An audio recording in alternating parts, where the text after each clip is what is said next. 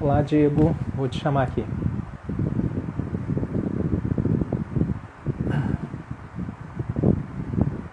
Olá, pessoal. Boa tarde.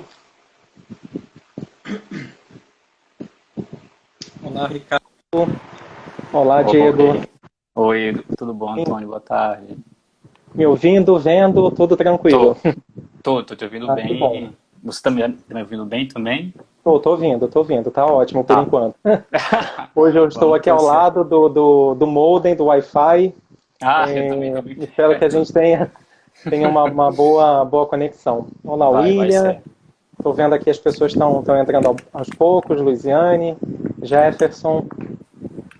Já liguei aqui também o relógio para Ah, é, tem isso. poder, mas agora eu estou atento. Então, Também Diego, tem o relógio. obrigado pela disponibilidade. Assim como o papo hoje vai ser bastante interessante, eu acho que a gente já pode iniciar. Eu Ah, vou fazer uma breve apresentação aqui para quem está entrando na live. Algumas pessoas já acompanham esse projeto de conversas com especialistas. Outros talvez estão chegando aqui pela primeira vez, mas eu sou o Antônio Ferreira, sou professor de espanhol do UFRJ, atuando no CAP e no programa de pós-graduação em letras não latinas. E nesse período de distanciamento físico, como algumas pessoas passaram a nomear, eu achei interessante convidar colegas para compartilhar experiências acadêmicas de pesquisa, trocar temas até então pouco discutidos, né, em alguns espaços, para compartilhar aí com os alunos de letras neolatinas, e a gente acaba atendendo aqui também colegas de todo o Brasil nesse bate-papo, nesse encontro que está acontecendo, nesses encontros que estão acontecendo sempre quartas e sextas. E o nosso convidado de hoje é o professor Diego Alexandre. Vou fazer uma rápida apresentação do Diego. Ele tem graduação em português e espanhol pela Universidade Federal de Pernambuco, é mestre em educação também pela Universidade Federal de Pernambuco e é doutorando em linguística pela Universidade Federal da Paraíba. É professor da área de didática e ensino de espanhol na Universidade Federal do Rio Grande do Norte e, como interesse de pesquisa, está na área de formação de professores, avaliação da aprendizagem e o tema da conversa de hoje. Que é um tema que eu tenho muito interesse por escutar. Eu queria falar também que, para mim, essas conversas, essas lives estão sendo ótimas, porque eu estou aprendendo bastante com os meus amigos, com os meus colegas. Então, em primeiro lugar, pensar a historiografia, por que esse tema? Né? Por que a gente está aqui e pensando nessa tarde com o Diego esse tema? Porque, primeiro, eu acho que é muito importante que os professores de línguas conheçam um pouco a história da sua profissão ou a história da sua comunidade, né? Quem prefere usar esse conceito, comunidade de trabalho, comunidade de ensino. E às vezes a gente percebe que muitos professores desconhecem o histórico de leis, decretos, políticas, e isso, de uma certa forma, gera uma carência formativa nesse professor de rever, né, o que nós já tivemos, para onde podemos chegar, até onde podemos chegar, o que nos falta, como eu posso contribuir para essa área. Então, a nossa conversa com o Diego vai ser justamente sobre esse tema, historiografia e ensino de espanhol. Então, Diego, obrigado mais uma vez pelo aceite. Eu que agradeço, Antônio. Bem, a todo mundo, boa tarde a você, a todo mundo que está também vendo agora, entrando aí no Instagram para fazer isso.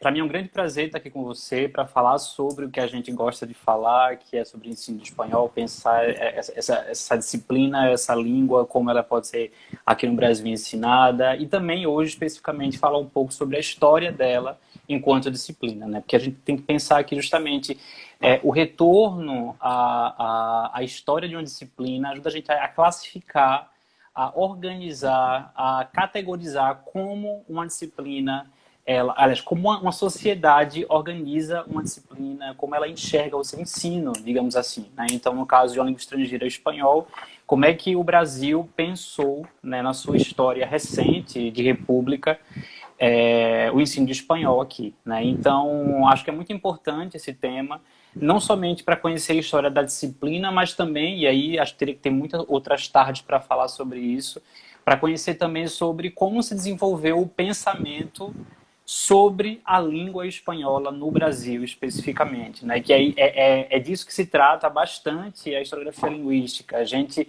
retorna a fontes anteriores a essa nossa atualidade aqui para observar como um pensamento linguístico ele foi construído, ele foi esquecido, né? Então, voltar por exemplo, que é o meu caso, do que eu trato agora, materiais de língua espanhola publicados nos anos 40 no Brasil. E nesses materiais eu tento enxergar ali como o pensamento sobre a língua espanhola foi construído, foi apagado, ele continua até hoje ou não continua, enfim. Então tem muita coisa para se discutir. Hoje, especificamente, o nosso bate-papo aqui, ele quer relacionar justamente a questão da história do ensino de espanhol com políticas linguísticas e pensar nesse curso aí na primeira metade do século XX. E por que eu quis falar sobre a primeira metade do século XX, né? Que é, então, esse Brasil República, o início do Brasil República, por assim dizer. Porque a gente percebe, como você até começou aí falando, a gente percebe que atualmente no nosso país, grande parte, eu não posso generalizar, mas grande parte das pesquisas que falam sobre ensino de língua espanhola e sua história se centram bastante nos anos 90, né, que o Mercosul aí, ele chega com muita força e com isso impulsiona muito capital estrangeiro e privado para cursos livres, por exemplo, enfim, para a formação de professores de maneira acelerada também. E também a partir, sobretudo, da lei de 2005, a 11.161, né, que foi um grande passo de alegria para os hispanistas brasileiros, estudantes e professores de espanhol no Brasil e tal, e até agora com a sua desoficialização em 2017, enfim. Então, como a gente, né, se restringe bastante nesse recorte temporal, 90 para cá, é muito raro a gente conseguir, né, voltar um pouco mais. Acho que você mesmo já fez um texto, né, que falava sobre uma lei que o Kubitschek, lá em 59, né, eu lembro muito desse texto seu lá no blog da Santillana. Enfim, então a gente tem que realmente voltar um pouco mais atrás para poder compreender bastante o que a gente está fazendo hoje da língua, o que a gente está fazendo hoje do ensino e quais são os passos futuros, etc. Enfim, acho que esse é um ponto, recuperar essa história. E aí eu tento recuperar a história realmente do início da República para cá. E por que da República para cá? Porque foi um momento em que o espanhol ele tem a sua gênese oficialmente falando, né?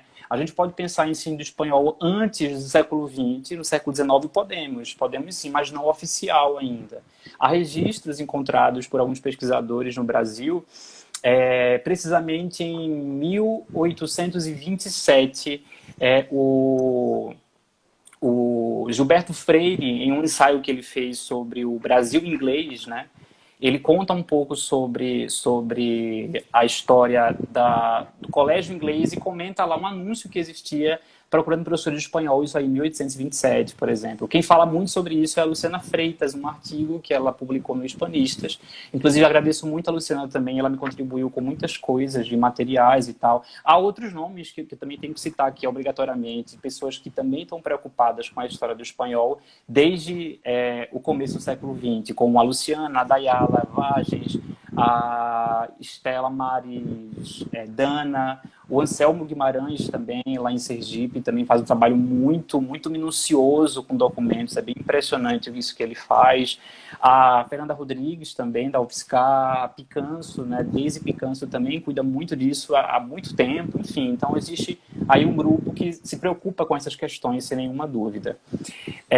E também, hoje, nossa conversa é importante porque ela quer relacionar justamente o ensino de espanhol e sua história com políticas linguísticas, né?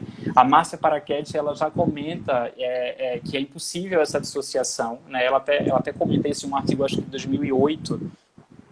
Ela comenta que enquanto os nossos colegas do inglês, né, isso aí mais ou menos na segunda metade do século XX, lá para 70, 80, iam para fora do Brasil, para a Inglaterra, por exemplo, para fazer mestrado e doutorado e voltavam cheio de inovações, a gente do espanhol estava cuidando aqui de políticas linguísticas para aprovar uma lei, para o diretor de uma escola colocar espanhol, para, enfim, abrir concurso para professor de espanhol. Então, essa disparidade, né, entre as línguas aí existe já há bastante tempo e já é denunciada também por alguns pesquisadores da nossa área. Então, eu acho que por essa razão está mais do que justificado esse nosso papo existir, né? A gente lançar uma luz sobre o que seria o espanhol no início do século XX e que coincide, historicamente falando, com o início da República Brasileira.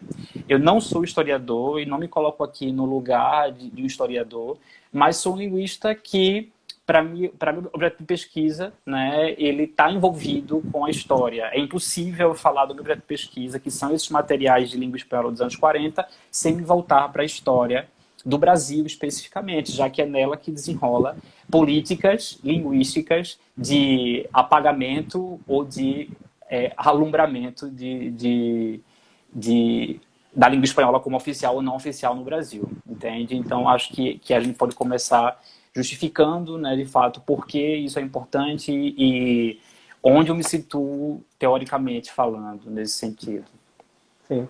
Não, o que eu ia comentar, assim, até então, Diego, que eu acho que assim, você já trouxe vários pontos muito importantes para quem está nos assistindo, porque quando a gente pensa, na verdade, em ensino, formação de professores, abordagens metodológicas hoje, a gente precisa sim voltar ao passado e compreender que, na verdade, essas imagens de professor, de aluno, de ensino, de livro didático, elas não nasceram já no final do século XX ou início do século XXI.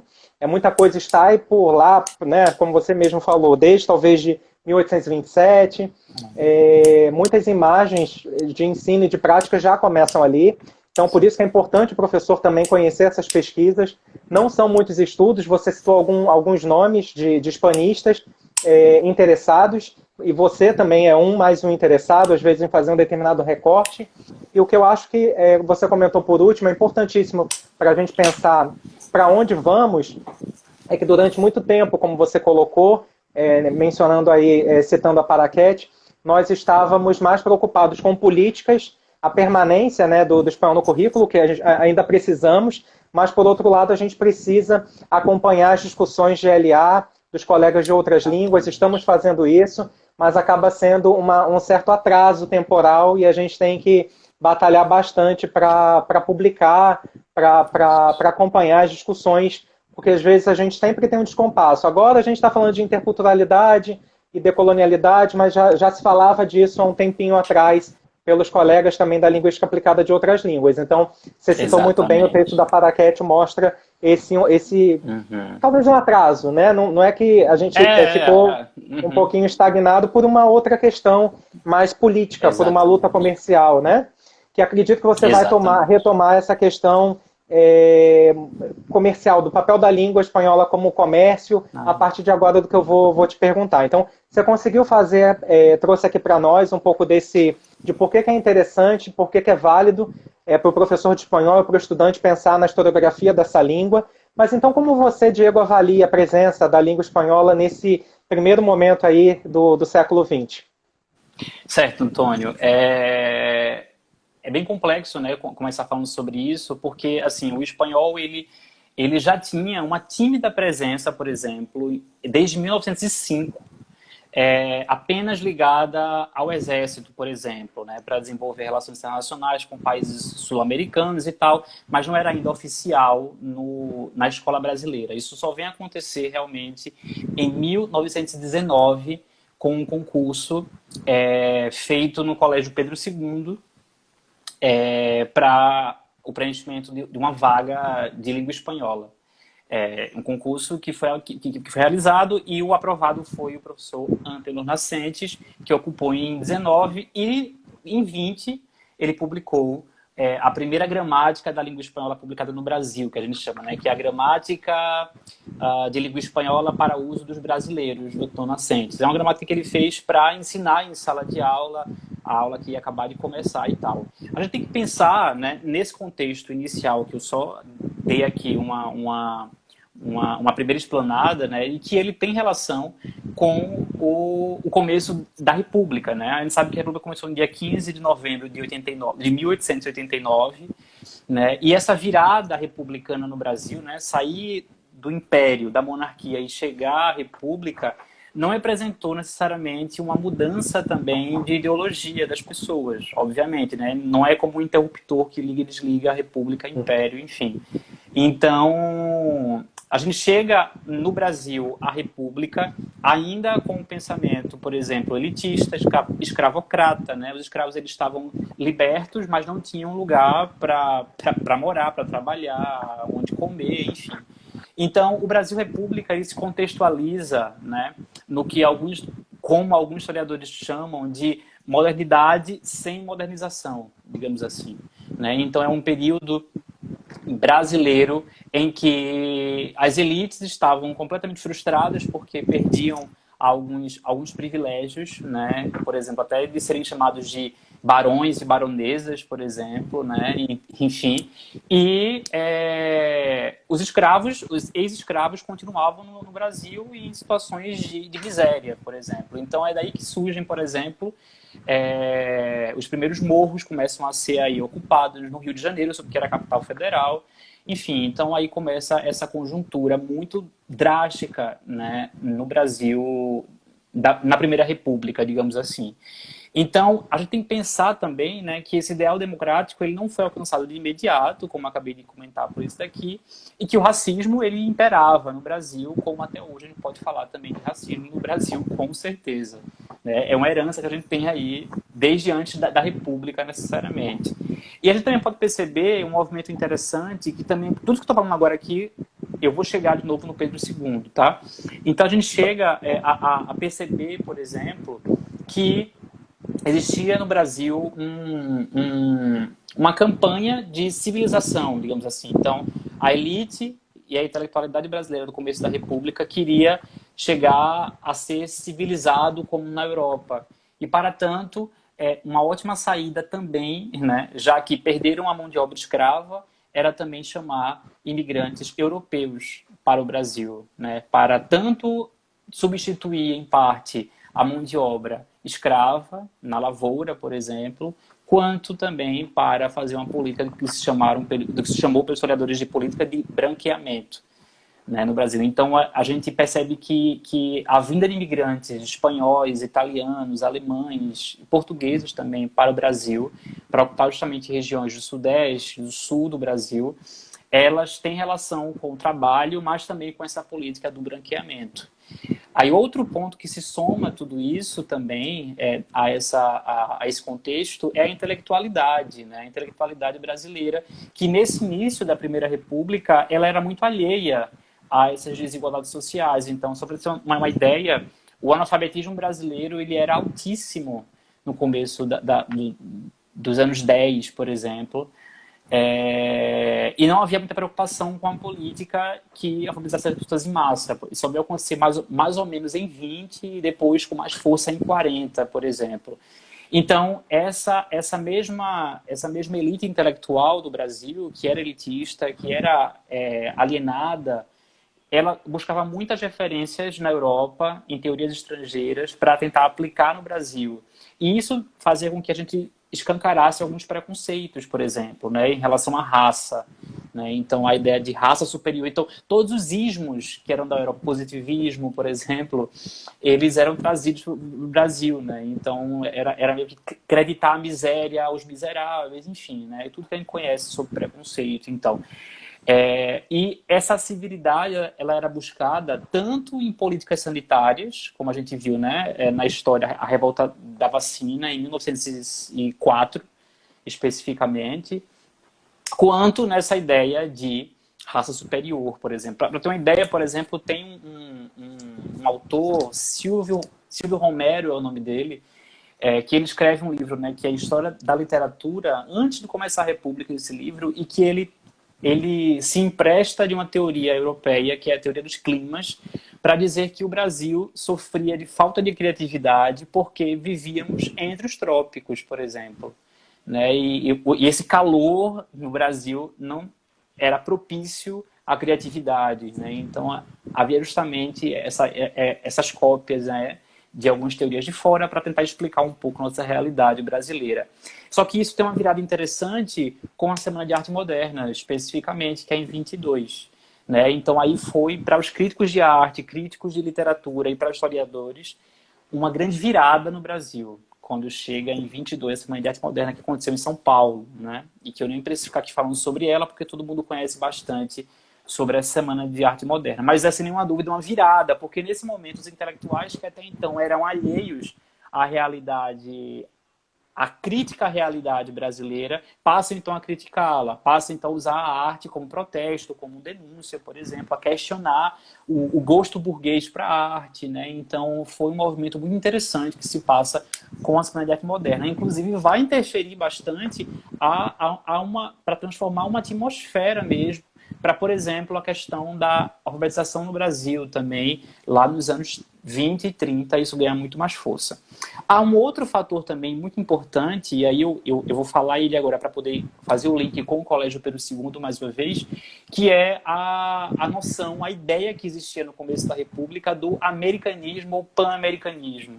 Né? Então, a ideia do Brasil olhar para os irmãos sul-americanos e tal, e também para os Estados Unidos da América, para poder, com essas regiões, macro-regiões, fazer, enfim, acordos comerciais e tal. Então, o Colégio Pedro II, ele abre uma vaga de língua espanhola apenas como uma gentileza à República Uruguaia, que 2 anos antes, ou seja, em 1917, tinha aberto a disciplina em seu sistema escolar de língua portuguesa. Né? Então, como uma troca de gentileza, o governo brasileiro abre a disciplina de língua espanhola e aí quem aprova é o professor Antônio Nascentes, como já conhecemos, e com um ano depois ele publica o primeiro livro de espanhol para a escola brasileiro, que eu já também citei aqui. Então percebam só aí essa questão, né, de que o espanhol no Brasil ele surge como uma gentileza que tem a ver com esse pan-americanismo e tal. Esse é o primeiro ponto a ser colocado. Só que, e um ponto muito importante, né, era que o Colégio Pedro II, ele era, e até hoje também ele carrega isso consigo, uma referência para o país. Naquela época era muito mais, né? Ele nasceu para ser referência, digamos assim, quase um século anteriormente, já falando, né? E a partir do ponto em que o Pedro II abre uma vaga para a língua espanhola, um ano depois, o Liceu de Goiás também abre uma vaga para a língua espanhola, o Liceu de Cuiabá, 3 anos depois, também abre uma vaga para a língua espanhola também.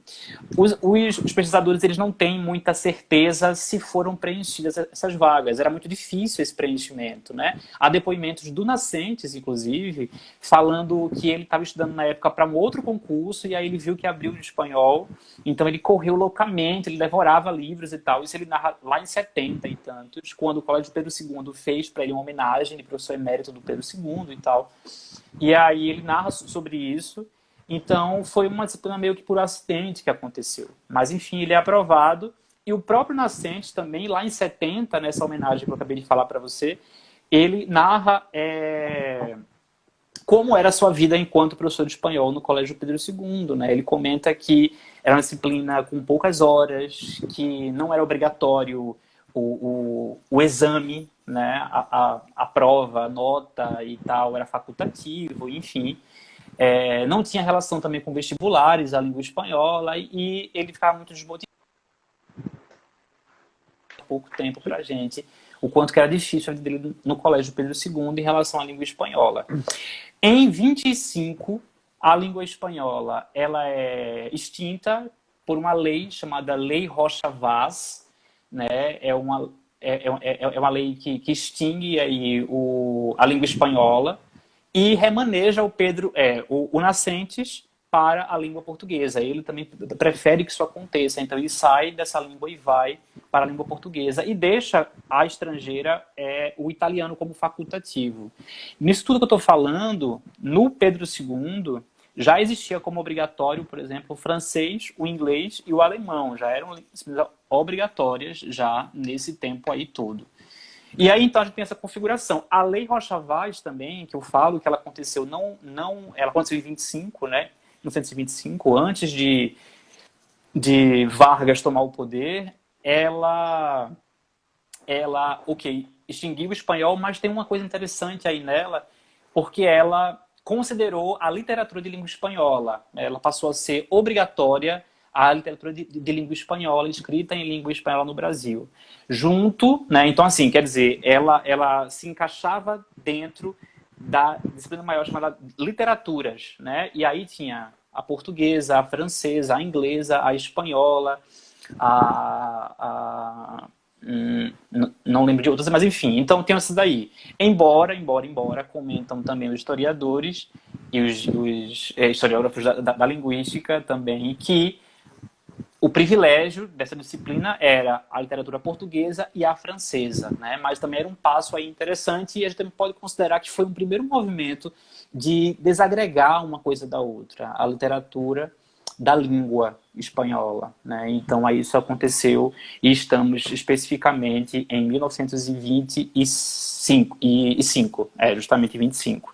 Esse acontece mais ou menos aí até essa primeira parte. Eu tenho mais coisa para contar depois, não sei se você quer me interromper para falar outra Diego, coisa. o que eu queria falar, assim, quer dizer, muita informação nesse período que o Diego já colocou. Eu acho que, assim, para quem tem interesse em pesquisar a história das línguas, é bom anotar, voltar à live depois para anotar pelo menos momentos aí marcantes que o Diego colocou.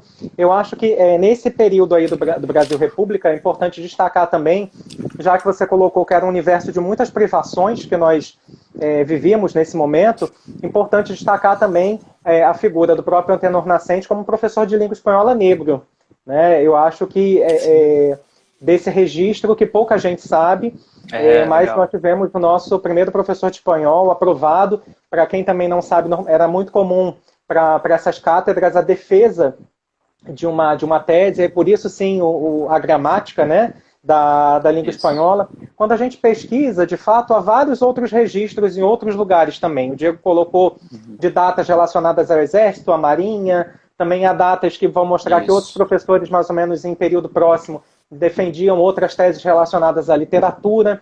Mas, assim, 2 pontos para deixar o Diego continuar a fala dele, eu acho que a gente pode pensar isso. A palavra americanismo, ela vai estar muito presente em todas as políticas que vão aparecer depois. O Diego falou no início aqui da live de um texto meu, também do projeto do Juscelino Kubitschek, a partir daí vários outros, mas ele usava a palavra americanismo, sempre o espanhol no Brasil com essa ideia de via de mão dupla. Isso pode ter sido bom, mas ao mesmo tempo é muito ruim. Haja visto a própria Lei 11.161, né, e os problemas desse texto legal. E um outro ponto que eu acho importante a gente retomar é justamente pela fala do Diego, fica muito claro que nós tivemos no Brasil, primeiro, o ensino da língua espanhola no currículo, e a formação de professores ela foi pensada bem depois. Então, nós não tínhamos professores no Brasil formados em letras espanhol. Então, logo também os autores de materiais didáticos não eram autores formados em letras. Para quem da área sabe que os cursos começam em 1930, em São Paulo, 1940, alguns aqui no Rio, não necessariamente em todo o Brasil e não necessariamente com essa habilitação em espanhol. Então esse é um outro dado muito importante quando a gente pensa hoje em políticas de ensino e de formação, há também um descompasso. Parece que em relação a políticas linguísticas para o ensino estão lá na frente e a gente ainda vai discutir currículo lá atrás, porque as reformas demoram muito para ser implementadas e para romper com alguns modelos. Né? Exatamente. Diego, eu acho que assim, outros pontos eu poderia comentar, mas não dá tempo, live, a gente tem que acabar correndo. Eu queria que você desse mais exemplos assim, dessa presença aí do espanhol nesse recorte temporal do século XX que você fez, para a gente entender de fato, talvez exemplos mais concretos relacionados à política, ou material didático. Sim, sim. Enfim, a gente continua, né, como você estava comentando aí, né, sobre a formação desse professor de espanhol, que, como você acabou de dizer, ela não existia, né? Então, o concurso do professor Nascentes, ele aconteceu e foram 10 inscritos, inclusive, né? Quem comenta sobre isso é o professor Anselmo Guimarães, ele fala sobre, né, esses 10 inscritos, e o Nascentes ele foi aprovado com uma dissertação, né, como você também colocou, ela defendeu a dissertação E ele falou sobre a fonética diferencial entre o português, o espanhol e o grego, acho que era algo assim, enfim. Então, inclusive nesse material dele, ele já começa a pontuar as questões de diferença e aproximação do espanhol com o português, enfim, há muita coisa para comentar aí sobre nascentes e tal, nesse período. Que se insere, por sua vez, nessa educação também republicana, né? Que é essa educação aí que tinha muita influência, né? Que chega ao Brasil a ideia da escola nova, a escola novista, né, que vinha lá dos Estados Unidos para o Brasil, muito carregada nas mãos de Rui Barbosa, desde o final do século XIX, começo do século XX, tem muita força isso, que acreditava que a escola era o nosso único veículo para progredir socialmente, digamos assim, né, ser uma sociedade melhor e tal, e também do positivismo, que criticava muito a ideia jesuítica de que só bastava ler e escrever, por exemplo, né? Então a gente também pensava, era um momento que se pensava que a escola tinha que ensinar para além de ler e escrever. Era uma escola muito excludente, né? Era uma escola das elites apenas.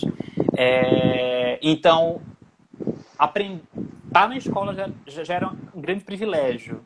E com língua estrangeira, mais ainda um privilégio. Então a gente tem aí essa sequência, né, de políticas linguísticas que eu acabei de colocar. Primeiro aí, essa lei que garante o espanhol no Pedro II. Depois a lei Rocha Vaz, que tira o espanhol, né, e aí coloca o italiano também como uma optativa, o espanhol excluído, e continua firme e forte o francês, o inglês, o latim também está forte ainda, e o alemão também.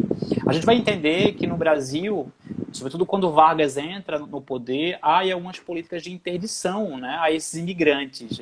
Eu falei há pouco sobre a mão de obra, né, alemã, por exemplo. Então, há registros de generais que escreviam para o governo denunciando algumas colônias alemãs no Brasil, dizendo que eles tinham um sentimento patriótico muito forte, que ensinavam os seus descendentes a língua alemã como primeira língua, estando no Brasil e tal. Então, isso daí acende um alerta no governo, né? A gente também estava mais ou menos perto aí desse contexto de guerra mundial, e a Alemanha era a língua do inimigo, e etc. Então, enfim, o alemão, a gente vai ver agora, né, já a partir da reforma seguinte, que foi de 31, essa reforma, Francisco Campos executou essa reforma, e colocava o alemão como facultativo. O italiano continuava como extinto nesse caso, o espanhol também estava extinto nessa nova lei, né, nessa reforma de Francisco Campos.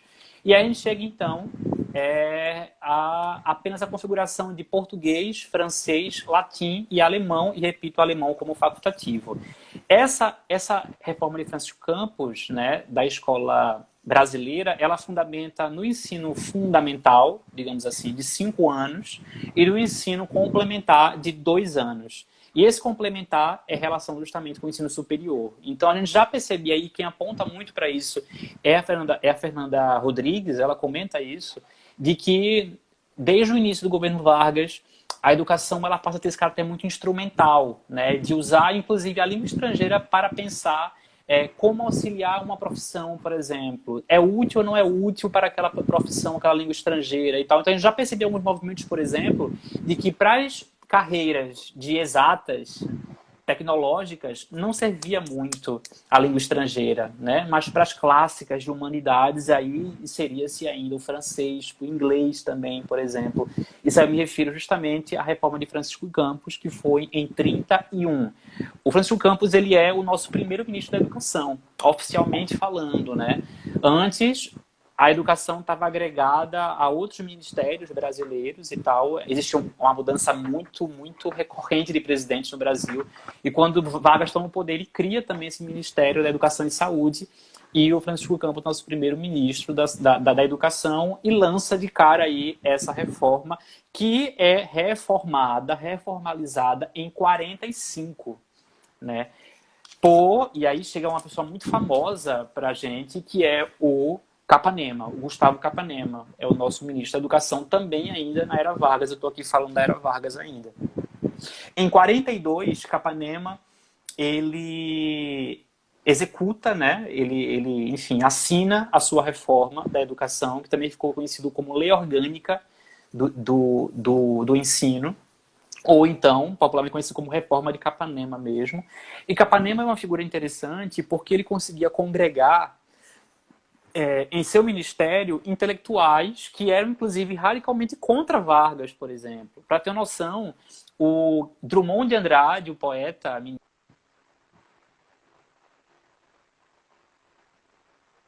Então, eu acho que, Antônio, você está aí me ouvindo? Tô te ouvindo, mas travou. Voltou. Alô? Oi, tá me ouvindo? Alô, alô? Oi. Diego, tá me ouvindo? Voltou, acho que voltamos. Diego? Tô ouvindo. Voltou? Tô ok. Tá ouvindo? Sim, Voltou, você estava né? falando do Drummond, parou nesse momento. Isso. Então, o Drummond ele era chefe de gabinete, por exemplo, do Capanema. Então, ele conseguia congregar aí. Então, aliás, o Vargas conseguiu fazer isso bastante bem, digamos assim, com sua era, né? Ele conseguia congregar intelectuais na burocracia cultural brasileira, por exemplo, com muita facilidade. Isso dava ao governo de Vargas, né, uma ideia de pacífico, de desenvolvido, de intelectualizado, por exemplo, né? Ter o apoio dos intelectuais naquela época era muito importante, por exemplo. Enfim, então isso acontecia mais ou menos na era Vargas inteira, e especificamente em 42.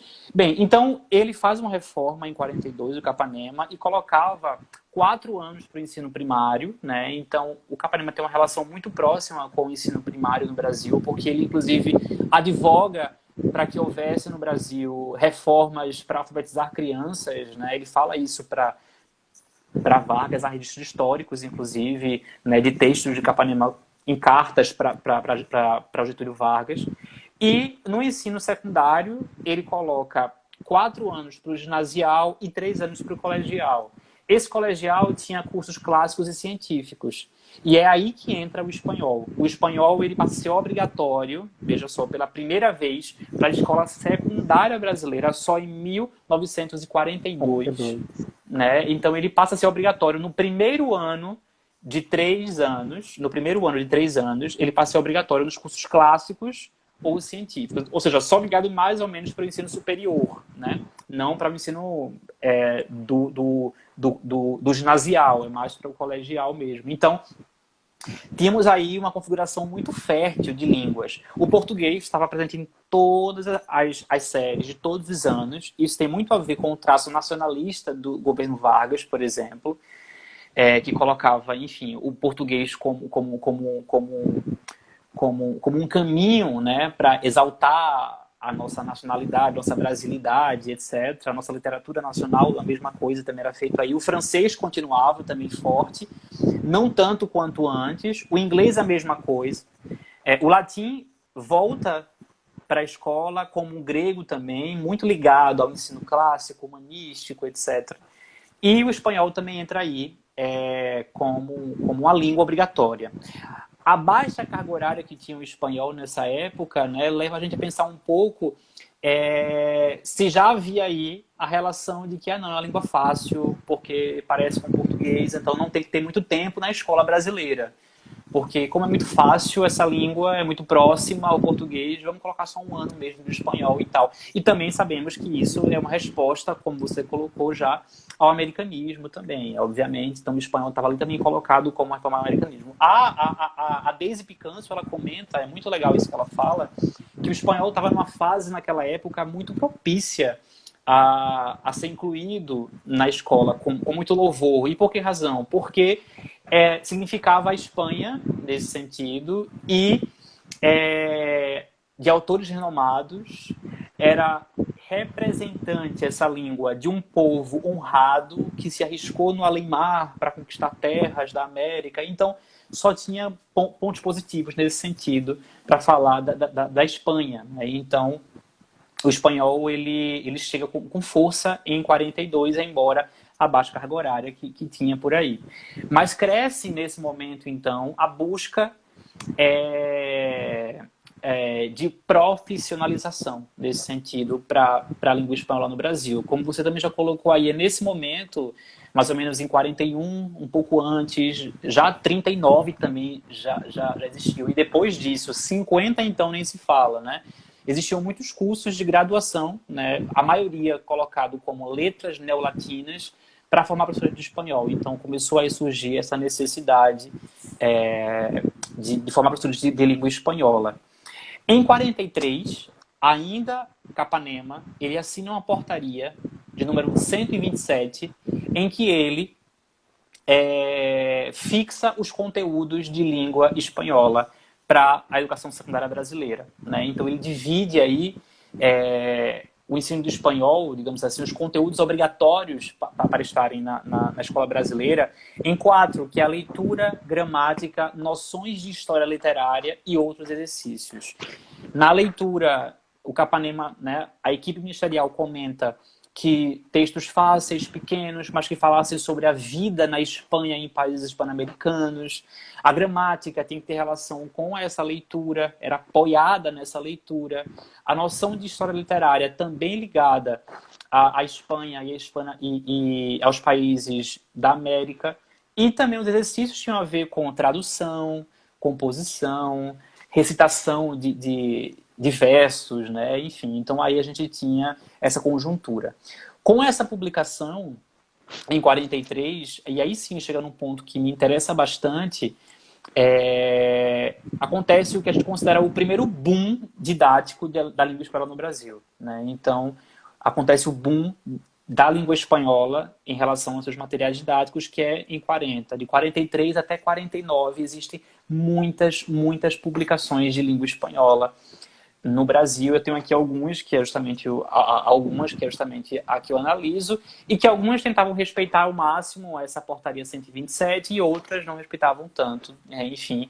Mas não é questão aqui de respeito, é questão de perceber essa diversidade que aconteceu a partir de 43 com essa publicação massiva de materiais didáticos para a escola brasileira. Nesse material a gente consegue perceber, por exemplo, professores que não eram necessariamente ligados à língua espanhola, mas que tinham ali, né, esse interesse, né, com a língua espanhola, de fazê-la, né, entrar na escola, muito ligada à sua gramática também, de mostrar a literatura produzida. Eu tenho até aqui, acho que eu posso até, por exemplo, para a tese, né, eu faço de algumas hipóteses de que esses professores de espanhol, aliás, esses professores que faziam os materiais, não necessariamente professores, eles tinham articulações, né, eles se espelhavam, por exemplo, em algumas obras que vinham de fora. Aqui eu tenho a edição da gramática da RAE, por exemplo, de 31, né, é uma edição que eu acredito, né, e eu já dei nela uma olhada, por exemplo, que foi uma fonte de influência, né, para esses professores fazerem suas gramáticas. Assim como, por exemplo, a gramática de Andrés Bello também, né, que fez muito sucesso na América como um todo e chega no Brasil. Essa eu tive acesso lá em 1905, especificamente, para poder também observar aí as convergências que existiam aí entre uma coisa e outra. Outro ponto também muito importante, né, nessa fase de ouro dos materiais de espanhol no Brasil tem relação com, necessariamente, como posso dizer, esses professores que estavam ligados à língua portuguesa, mas que também iam para o espanhol, né? Há um caso muito interessante que é do professor Cândido Jucá Filho, que escreveu, eu tenho até aqui, cadê você? Aqui. Esse livro aqui, por exemplo, foi escrito por ele em 44. É um autor que se preocupou bastante com língua portuguesa, mas que escreveu uma obra para o ensino de língua espanhola no Brasil. Esse livro aqui, inclusive, é emprestado de uma colega da USP. E, enfim, eu vou devolver, não se preocupem. Enfim, então a gente tinha aí esse panorama muito interessante para o ensino de espanhol. Sem nenhuma dúvida, autores como Lefa, por exemplo, comentam isso, né, que foi uma fase de ouro no Brasil das línguas estrangeiras para o espanhol, com toda a certeza. Só para a gente poder encerrar aqui essa parte, eu chego agora em 45. Em 45 já era um outro ministro da Educação, chamado Raul Leitão, e esse ministro, ele dá mais força ainda para o pan-americanismo, institui no Brasil, para o espanhol, o método direto. Olha aí, você comentou há pouco, né, sobre as metodologias já há muito tempo. Então, o método direto começa no Brasil em 45, mas não foi tão bem empregada assim. A gente não pode dizer que ela chegou com força no Brasil e que nessa época, em 45, ela conseguiu ter muito sucesso. Anteriormente, lá em 31, já existia no Colégio Pedro II também um professor que também aplicava o método direto, né? E aí também fazia algumas reflexões sobre isso daí. É também em 40 que acontecem vestibulares, concursos, digamos assim, que incluíam a língua espanhola no seu conteúdo programático. Há um registro em 44 de um curso para a Biblioteca Nacional, para trabalhar na Biblioteca Nacional, aí no Rio de Janeiro, e que tinha na prova língua espanhola como obrigatória, por exemplo. Então, a gente percebe realmente que a política de ensino, a política linguística para incluir línguas estrangeiras no Brasil surtiu efeitos concretos na sociedade, por exemplo. Então, 45 foi, de fato, essa fase de ouro aí da língua espanhola nesse sentido. Eu tenho aqui também outros, né? Enfim, isso aqui são todos os... também tenho, por exemplo... Esse daqui é um dicionário do Idel Becker, de português e espanhol, de 45 esse dicionário, por exemplo. Então, é uma coisa muito interessante para se pensar, né, no que seriam esses verbetes pensados em 45, entre uma língua e outra, enfim. Enfim, há outros tantos que eu passaria aqui o dia todo. Esse aqui é 43, do Adolfo Poço e Poço, por exemplo. 43, então foi bem no começo realmente que o espanhol inicia aí com essa força de publicação. Até então a gente só tinha um registro de língua espanhola publicada para material didático, que foi em 20 com o Nascentes.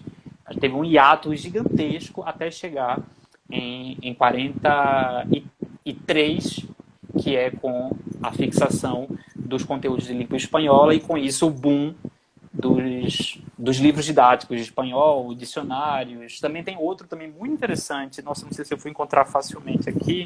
Esse aqui, ó. Por exemplo, olha só esse aqui, que interessante. Era um livro, esse livro aqui é de 44, é 45 esse livro aqui.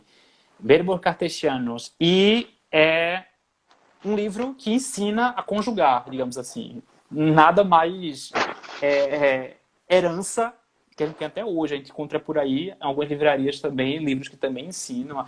Há outros também que são incrivelmente interessantes. Esse daqui, ó, nossa, não vou encontrar com facilidade. Esse daqui, ó, Espanhol Rápido Sem Mestre. Também, esse autor, ele escrevia para inglês, para francês, para alemão, tudo assim, inglês rápido sem mestre, francês rápido sem mestre. Né? Esse livro aqui é de 48, especificamente, já no finalzinho aí dessa fase.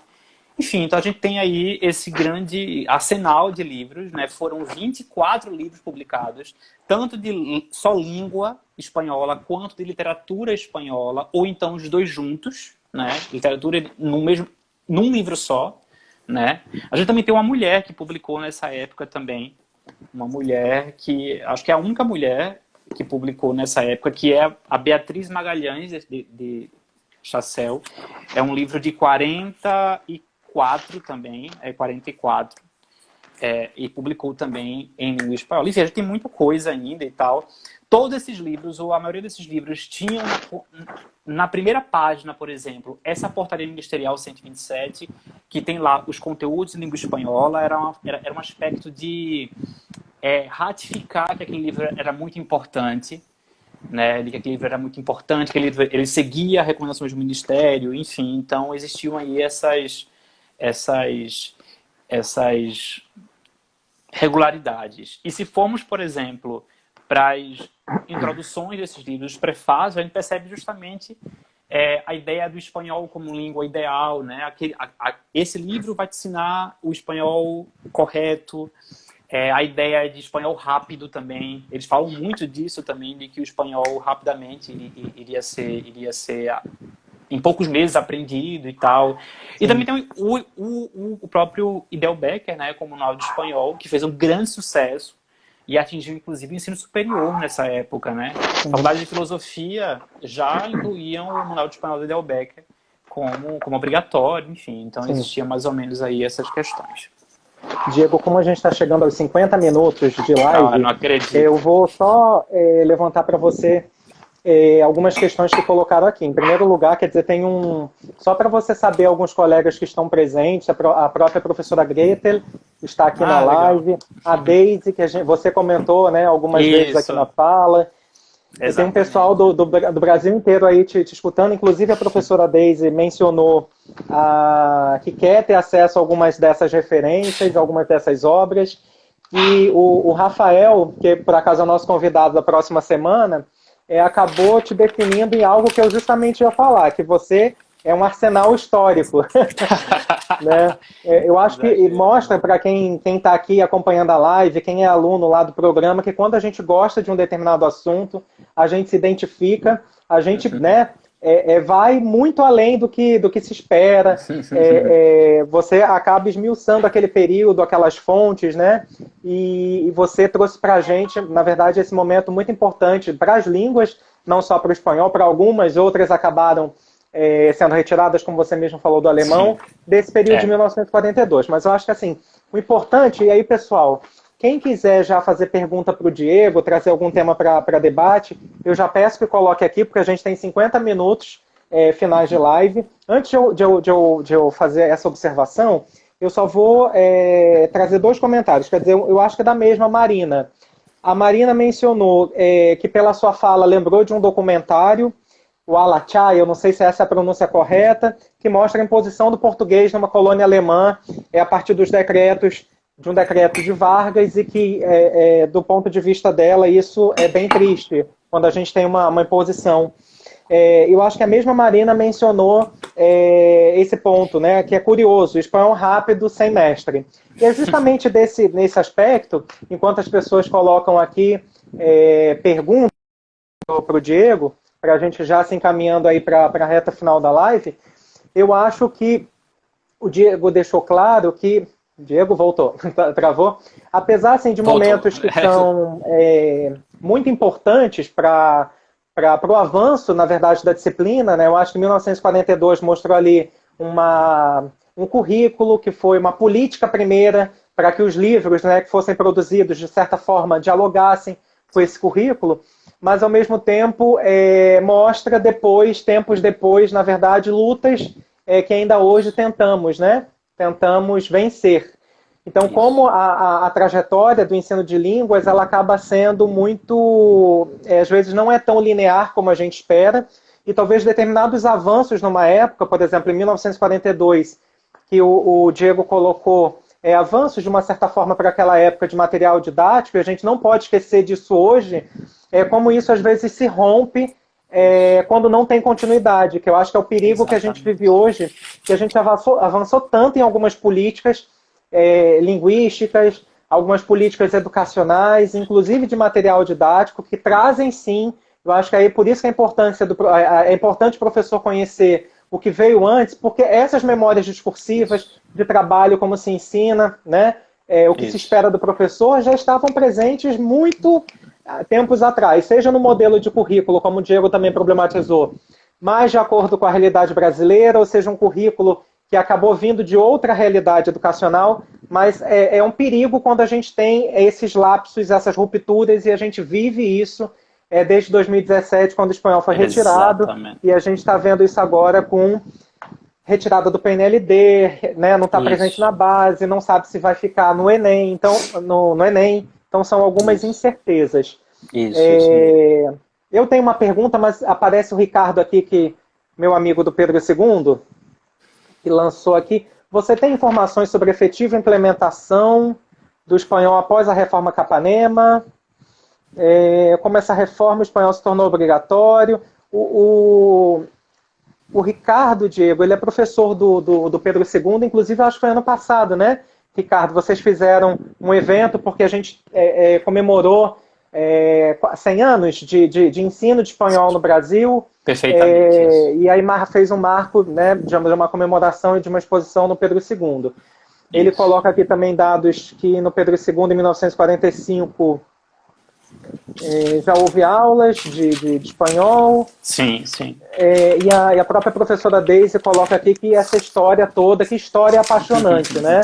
E nos ajuda a pensar de fato que a gente tem que lutar por uma educação plural, linguística todo dia. Exatamente, exatamente. Diego, só para você, na tentativa de responder essas questões, ou algum comentário ou palavras finais, só para a gente pensar aqui no tempo, a gente tem 6 minutos finais. Antes de Sim. você encerrar, eu só queria deixar rapidamente o convite para as lives da próxima semana, que eu farei a divulgação até domingo. Um dos nossos convidados está aqui na live, que é o professor Rafael Fernandes, que vai trazer como fala na quarta-feira práticas translíngues e aprendizagem do espanhol. E na sexta-feira, escrita acadêmica e escrita de si, na pesquisa. São as falas, são as conversas da próxima semana, e eu já deixo o convite aí para todos que nos acompanharam. Então, Diego, se você quiser responder ao Ricardo ou fazer algum comentário, a professora Greta ele também apoia aí o comentário da professora Daisy, que essa história precisa ser, né, constantemente revisitada. Isso. Exatamente isso mesmo. Desculpa, alô? Oi. Travou. O chat ter congelado. Voltou? Bem, enfim, voltou sim. Bem, enfim, eu concordo Diego? plenamente. Alô? Tô, Diego. Voltamos. Eu só ia dar uma... Voltou? Voltamos.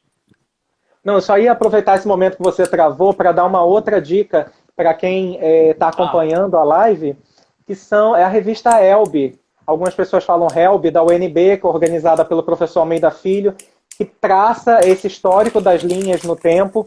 O Diego trouxe várias datas, tem vários outros aspectos importantes, mas é uma publicação que eu gosto muito, tem uma linha do tempo muito didática para quem tem interesse por esse assunto, e também queria deixar indicações de leitura dos textos do próprio professor Diego. Um foi publicado na revista... Estou um pouco perdido no meu próprio roteiro. Achei aqui. Um dos textos sobre antenor nascentes e a gramática da língua espanhola na revista Eventos Pedagógicos. Tem na revista Beate, então só procurar o Lattes do nosso convidado para encontrar também publicações que dialogam com essa fala que ele trouxe. Isso. Ok, posso comentar? Sim. Eu estou lendo os outros comentários, mas são do Jorge, da Larissa, muito nessa linha do que você também falou, dessa importância da história, e a gente tem 4 minutinhos. Isso. Tá, bem, enfim, para indicar também coisas, eu indico bastante esse livro aqui, da Daisy Picanso, que está aqui na live também, que é História, Memória e Ensino de Espanhol. Não foi combinado, mas a gente trouxe. A Daisy, acredito que estará conosco mais ou menos em junho. É um livro muito importante também. O livro da Fernanda Castellano Rodrigues também, que é Língua Viva e Letra Morta. Então, um livro que traz muitas referências às políticas linguísticas educativas para o espanhol, incluído ou não incluído também. O capítulo 1 desse livro aqui é um livro muito bom, mas o capítulo 1 da Luciana Freitas e Anselmo Guimarães também comenta um pouco, e tem uma lista em anexo aqui, uma tabela, nesse né? capítulo 1, uma tabela imensa com essas publicações de língua espanhola dos anos 20 até acho que anos 80, mais ou menos. Então eles fizeram um trabalho muito interessante nesse sentido aí. Bem, acho que no fim das contas a gente tem que continuar sempre olhando a nossa história, né, para não esquecer que uma disciplina escolar num país como o nosso, em que a educação republicana, que até hoje vivemos, né, passa sempre por muitos altos e baixos, né? Então, para ter uma noção, por exemplo, o Brasil nos anos 20 tinha 1 milhão de matrículas e chega aos anos 40 com 4 milhões de matrículas, nem é tanta coisa assim, né? Era um país que nos anos 40 tinha 41 milhões de pessoas, mais ou menos assim. Acho que no primeiro IBGE feito no Brasil foi em 40, justamente. Então, a gente percebe, no fim das contas, que é a educação republicana que vai se montando ainda. Então, os anos 20 é para montar essa educação republicana, e chegamos hoje num aspecto em que só é o inglês como oficial, a gente vem de francês, italiano, alemão, espanhol, enfim. Então, a gente vai perdendo aí, né, algumas configurações. Então, ver o nosso lugar como importante, o lugar da língua estrangeira como importante é fundamental também, e conhecer essa história é muito importante também. E conhecer, e aí eu me filio bastante à historiografia linguística, e conhecer como esse nosso objeto, a língua espanhola, que ensinamos, que amamos, etc., como ele se configurou nesse século, né, de atuação para o ensino no Brasil, né? Como é que os autores pensavam a língua espanhola, qual era a noção de língua que eles tinham nesse século republicano de língua para língua. Eu espero que tenha ficado muito claro. Eu não sei se ficou tudo muito claro, Sim, porque, sim. Diego, enfim, tem aparece muita aqui 25 informação. segundos, mas assim, Ok, o Diego então, também vai estar disponível, eu muito também vou estar obrigado. disponível. Obrigado para o pessoal que assistiu a live e vai ficar salva e já deixo o convite aí para a próxima semana. Agradeço muito também. Muito, muito, Antônio. Obrigado Foi você muito pelo bom. tempo e aprendi Imagina. bastante, é o que eu falei no início. Obrigado. Ah,